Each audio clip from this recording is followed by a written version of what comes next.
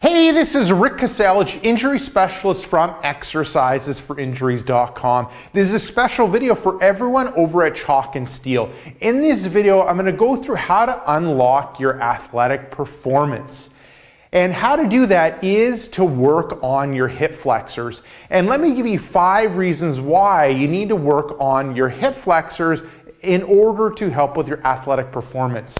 So number 1 is your hip flexors end up helping when it comes to your running speed. So it ends up helping with knee drive, so pulling that knee up and forward in order for you to get an excellent stride. Also, it ends up playing a role when it comes to bringing that leg back. If you have excess tightness in that hip flexor, you're going to have to work harder in order to bring that leg back, and that resistance on bringing that leg back will end up affecting your speed. So it's important to work on your hip flexors for that in order to improve your running speed. Now the second thing is having hip flexors that are good and balanced with your glute maximus ends up helping when it comes to performance in the body.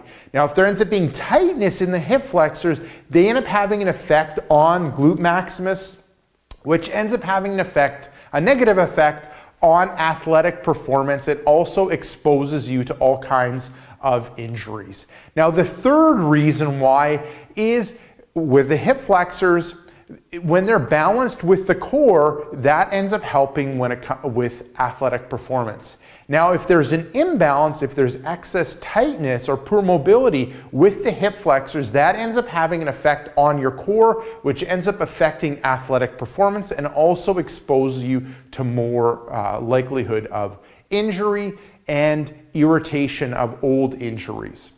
Now the fourth one ends up playing a role when it comes to your squat depth, your squat performance, your overhead squat. So if you have balanced hip flexors, then you're going to be fine. You're going to have a nice smooth squat, nice deep squat. If you end up having tight hip flexors, it's going to affect your depth of your squat and the position of your squat. Oftentimes with tight hip flexors, your trunk tends to be shifted more forward, which puts more stress on your knees. And if you're doing an overhead squat, you end up having more stress on your shoulders and your elbows. Now the fifth reason why the hip flexors are important, they end up playing a role when it comes to stabilizing the femur or the thigh bone.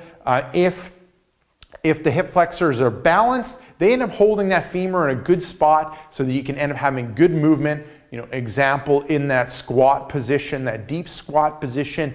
If the hip flexors end up being tight, they change the position of that femur, most likely pulling it forward, and that ends up leading to pinching, and it affects the depth that you can end up squatting or any time that you're bringing the knees towards the chest. So there you go. If you want to unlock your athletic performance, then spend time working on your hip flexors. And I kind of gave you 5 big reasons why you need to work on your hip flexors and how they'll end up affecting your athletic performance. Now, if you're looking for a little 10-minute, 10 exercise routine that can help when it comes to unlocking your hips, improving your hip flexibility and mobility, just click the link right up above and you'll get a little bit more information on it. So there you go. This is Rick Kaselj from exercisesforinjuries.com. I hope everyone at Chalk and Steel enjoyed this video. We'll talk to you soon. Take care and bye-bye.